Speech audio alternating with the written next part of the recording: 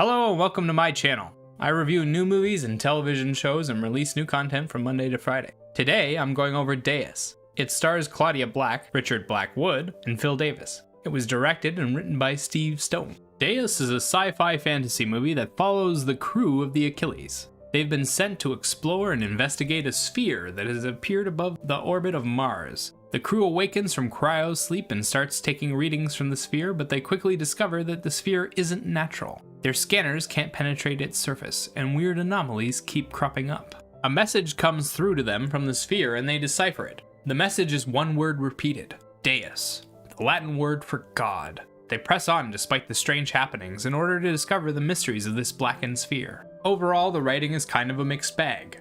The story is filled with mystery and drama that can be quite captivating to watch, but it doesn't do characters well. The dialogue can also be a bit exposition heavy at times. The story dips into and weaves in a lot of supernatural elements and ideas that keep you guessing as to what's going on. There's a good amount of conflict as well to keep things interesting, and the moral dilemma is presented in a really intriguing way. Carla as a character feels multi-dimensional and interesting, while the rest of her castmates feel like one-trick ponies. The commander, Sai, Tez, and Sean are all lacking in personality, and the mother and daughter characters are props within the story and not real characters. The film also fails to explain certain events and motivations and instead glosses over them with an easy answer of, well, that guy did it somehow. This wasn't super important to the film, but it feels really cheap, and they don't explain something that takes 10 minutes of the screen time. The acting is weak for the most part. Whether the roles weren't written with any personality or the actors just didn't have any when they portrayed them, the characters are boring,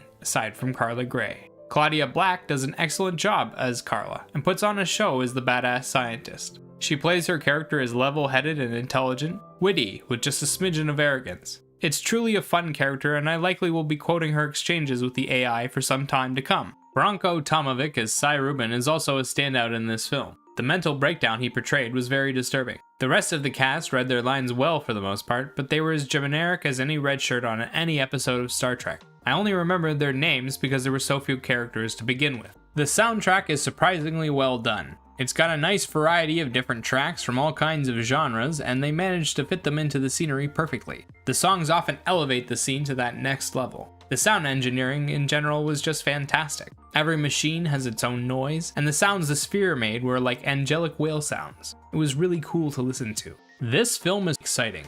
It tends to shy away from long scenes and instead opts to have the crew really sprawl out across the ship, and we spend a lot of time traveling along its corridors. The ship itself is interesting to look at, and a lot of the CGI is used wisely alongside the sets and practical effects. It isn't top-level CGI, and if you look too closely you'll see flaws in the design, but for a budget film it's pretty good. All that said, the film involves a lot of talking and not much action. They still try to make things visually appealing, and often we get interesting angles with lots of motion. It is scenic, and I enjoy the look of the film. It isn't the best sci-fi fantasy film out there, but it does tackle a pretty interesting concept, and the production value is rather high.